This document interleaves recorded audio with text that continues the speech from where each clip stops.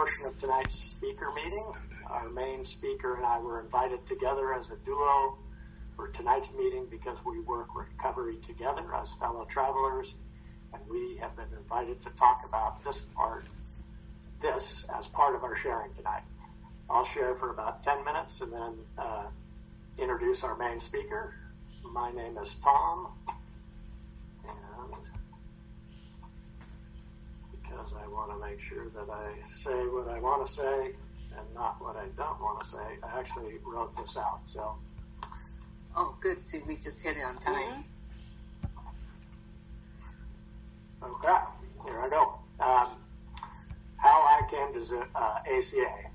I am a lunatic, an ACA lunatic. I say that affectionately because ACA has brought so much understanding to my otherwise insane life. I knew I came from a home life that was not functional. I just never quite understood how much it affected me and in what ways. I'm also an introvert, so I was always thinking that my insanity and social quirks were tied to that. The fact that I'm an introvert definitely adds some interesting flavors to my ACA traits, but it is mostly my ACA traits that led to my nervous breakdown in October of 2020, my rock bottom. A little background context.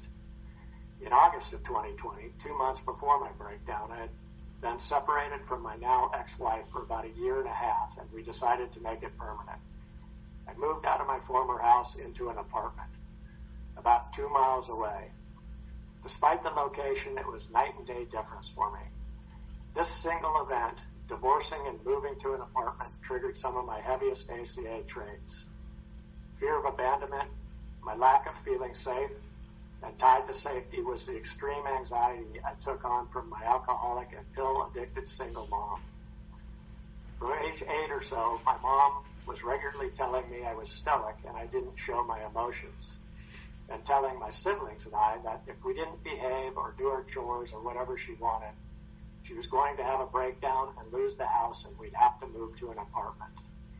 These messages were repeated over and over to me.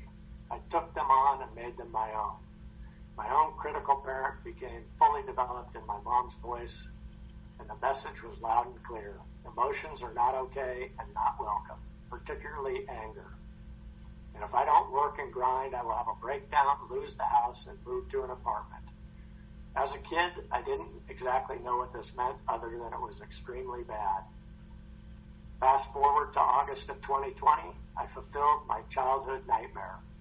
I lost my house and I moved to an apartment. My nervous breakdown would come a couple months later. As August passed into September and then October, my anxiety about finances continued to increase. It was all rooted in my childhood fear and a deep-seated sense of a lack of safety. I was having burning nerve pain in my hips by this time, but I was misinterpreting it as mechanical issues tied to old injuries.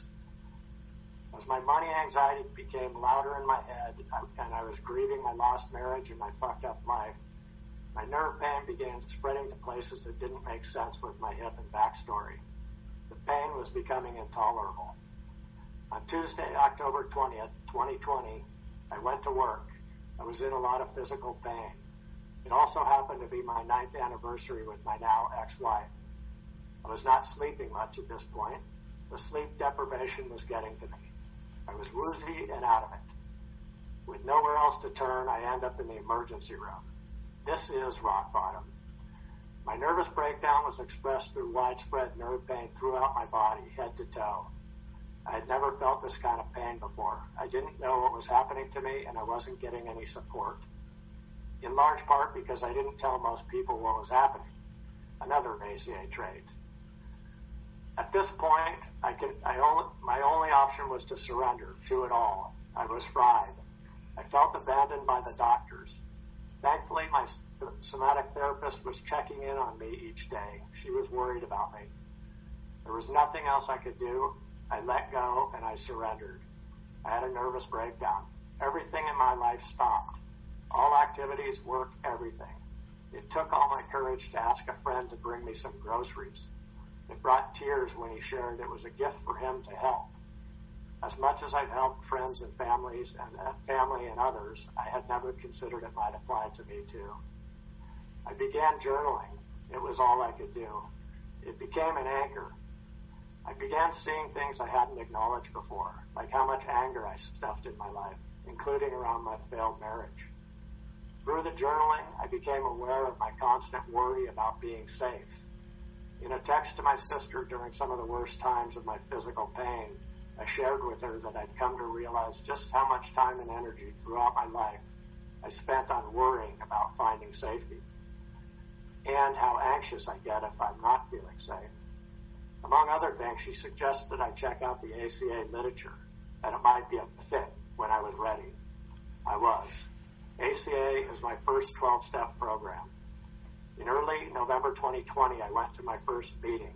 By the end of the month, I was going to 6 meetings a week, including the Freedom Friday and Sunday Serenity meetings held by the ACA Healing Fellowship, a group within the Santa Barbara Ventura ACA group.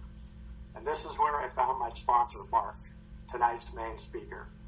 ACA was the lifeline I needed. The ACA words were speaking to me. I felt safe. Early on, I had known I wanted to find a sponsor. I found the ACA Healing Fellowship meetings to be a very comforting, safe place for me.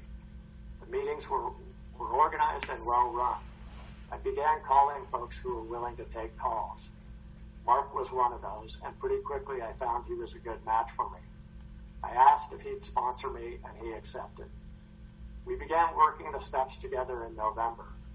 This gave my active ACA introvert mind something very nutritious to chew on.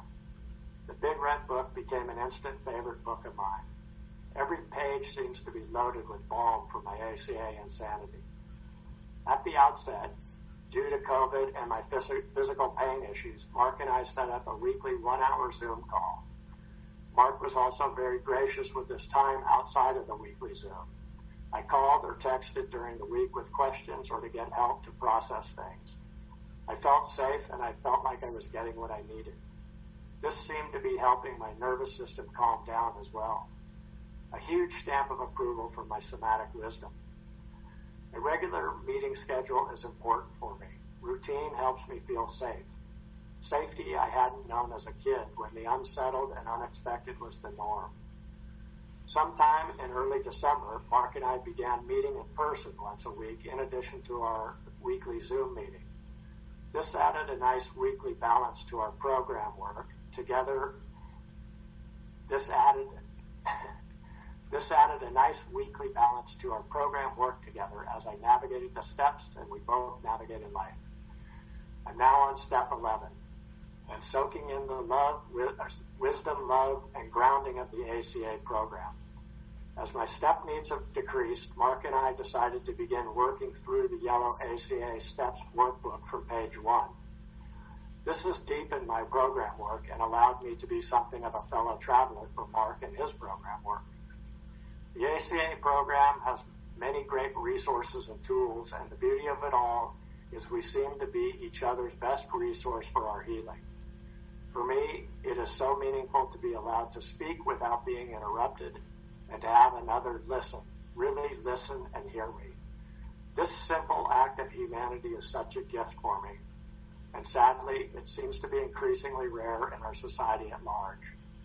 Thankfully, we have ACA. It is so interesting to me. I'm so good at the survival skills I learned as a kid. I kept right on surviving for the next 50 years. And as it all came to a head last year through the nerve pain, anxiety, and panic, even with all that, my brain still wasn't smart enough to stop or slow down or change things. So my body, my somatic wisdom stepped in and put a stop to it all, everything.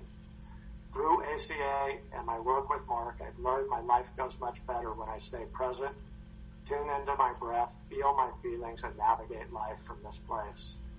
This is all about loving and listening to my somatic wisdom, my loving parent, my inner child, and my higher power. I'm still on leave from work, but I'm healing. I'm recovering. I'm re-engaging in life in a new way. While I wouldn't choose this, it has become a gift for me. And one of those gifts is my sponsor, Mark, tonight's main speaker. I'm grateful for Mark and the time and care he supports me with. He models the program for me regularly. With that, I want to introduce my sponsor and tonight's main speaker, Mark R. Take it away, Mark.